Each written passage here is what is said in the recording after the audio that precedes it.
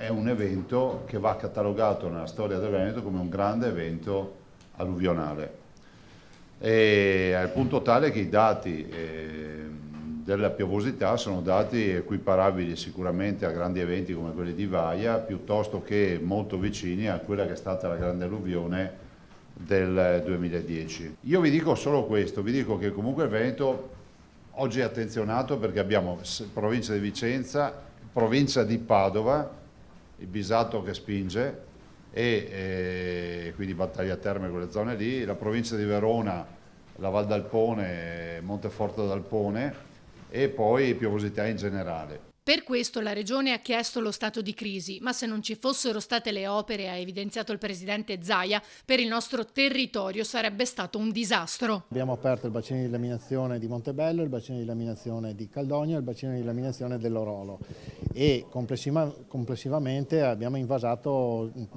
circa 6 milioni di metri cubi d'acqua. Questi 6 milioni di metri cubi d'acqua, se non ci fossero stati i bacini di laminazione, si sarebbero riversati in parte su Vicenza e in parte su altri centri abitati. Quindi, insomma, direi che il dato oggettivo è questo. 23 bacini di laminazione in pancia, 13 già messi a terra, gli altri in via di lavorazione, ma dice Zaia serve un altro miliardo di euro per completare le opere idrogeologiche. Per opere diciamo pronte almeno 1 miliardo di euro. Il Veneto ormai si è attestato come la regione che ha messo a terra un modello unico nel suo genere già dal 2010 con la prima alluvione.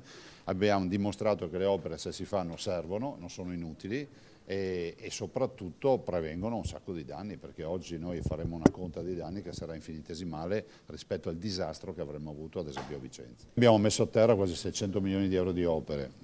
Io ho fatto un piano da 2 miliardi e 7, quindi abbiamo realizzato anche molte altre opere che non sono magari visibili ma sono strategiche, che so, gli argini, i muretti fatti a Soave, piuttosto a contenimento del Tramigna, piuttosto che per il fiume Bisato o altro. Attenzionata anche la situazione neve a causa dell'incremento delle temperature. Neve ce n'è stata tanta, sopra i 1500 metri, c'è un rischio valanghe importante.